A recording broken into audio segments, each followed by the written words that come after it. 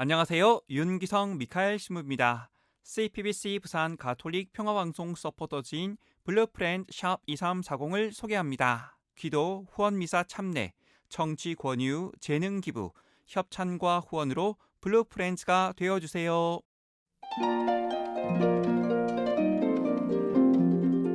사순 제5주간 월요일에 보내드리는 오늘의 강론, 부산교구 울산대리구장 김영규 안셀모 신부의 강론을 들으시겠습니다. 오늘 복음은 요한복음 8장 1절에서 11절까지의 말씀입니다. 그때 예수님께서는 올리브산으로 가셨다. 이른 아침에 예수님께서 다시 성전에 가시니 온 백성이 그분께 모여들었다. 그래서 그분께서는 앉으셔서 그들을 가르치셨다. 그때 율법학자들과 바리사이들이 간음하다 붙잡힌 여자를 끌고 와서 가운데에 세워놓고 예수님께 말하였다. 스승님, 이 여자가 간음하다 현장에서 붙잡혔습니다. 모세는 율법에서 이런 여자에게 돌을 던져 죽이라고 우리에게 명령하였습니다. 스승님 생각은 어떠하십니까? 그들은 예수님을 시험하여 고소할 구실을 만들려고 그렇게 말한 것이다. 그러나 예수님께서는 몸을 굽히시어 손가락으로 땅에 무엇인가 쓰기 시작하셨다. 그들이 줄곧 물어대자 예수님께서 몸을 일으키시어 그들에게 이르셨다.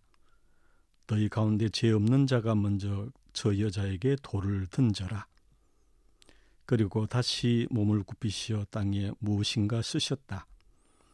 그들은 이 말씀을 듣고 나이 많은 자들부터 시작하여 하나씩 떠나갔다. 마침내 예수님은 남으시고 여자는 가운데 그대로 서 있었다. 예수님께서 몸을 일으키시고 그 여자에게 여인아, 그 자들이 어디 있느냐? 너를 단죄한 자가 아무도 없느냐 하고 물으셨다. 그 여자가 선생님 아무도 없습니다 하고 대답하자 예수님께서 이르셨다. 나도 너를 단죄하지 않는다. 가거라.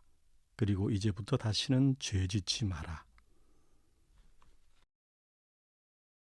오늘 독서 복음은 우리가 잘 알고 있는 이야기를 전해주고 있습니다.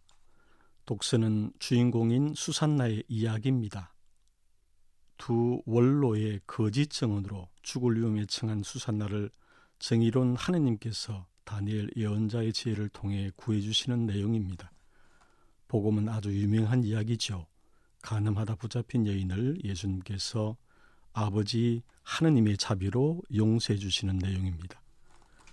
오늘 독서에서 다니엘 예언자는 두 원로의 거짓 증인에 의해 간음한 여인으로 몰려 죽게 된 수산나를 하느님의 정의로 살려주시면서 이렇게 말합니다.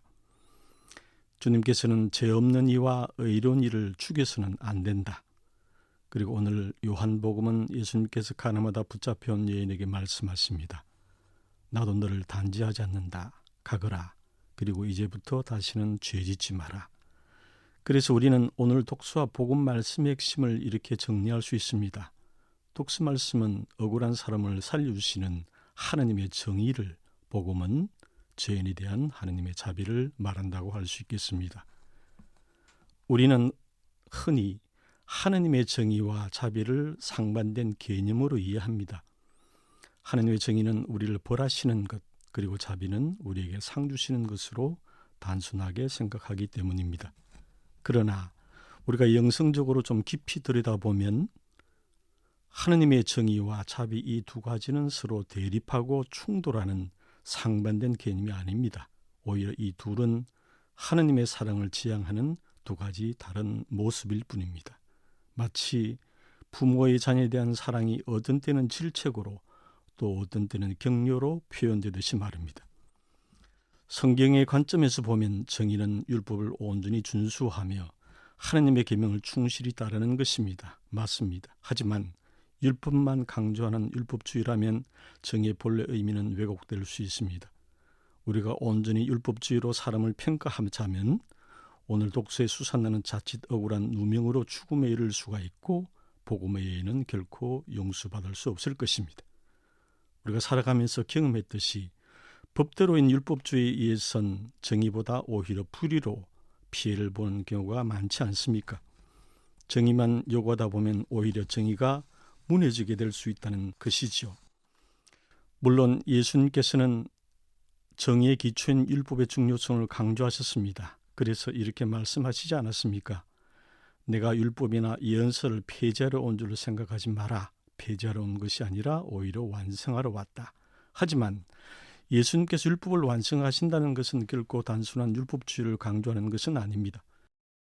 예수님의 율법은 너희의 의로움이 율법학자들과 바리사이들의 의로움을 능가하지 않으면 결코 하늘나라에 들어가지 못할 것이다는 말씀처럼 율법학자나 바리사이들이 생각하는 율법주의 율법을 훨씬 뛰어넘은 큰 의로움, 큰 정의, 곧 새로운 율법을 말합니다. 다시 말해서 예수님께서 말씀하시는 하나님의 정의는 단순한 율법주의의 작은 정의와는 차원이 다른 것입니다. 존경하는 교회 여러분, 오늘 복음에서 가늠하다 붙잡힌 여인은 바로 우리 자신의 모습이 아니겠습니까? 그럼에도 불구하고 하나님께서 죄인인 우리를 당신의 자비로 용서해 주십니다. 예수님의 십자가의 죽음은 바로 죄인인 우리를 용서하시는 하나님의 사랑의 정점인 사건입니다. 막바지 사순식을 지내면서 우리는 십자가 앞에서 진정으로 우리 자신의 죄를 성찰하고 회개하기를 원하시는 그 주님의 간절한 마음을 느낄 수 있었으면 좋겠습니다. 지금 여러 가지 어려운 때입니다. 여러분 건강 잘 관리하시기 바랍니다. 주님의 부활을 잘 준비하시기 바랍니다. 주님께서는 당신의 부활을 통해서 여러분의 삶이 더욱 의미와 행복을 느끼시기를 간절히 원하십니다. 아멘.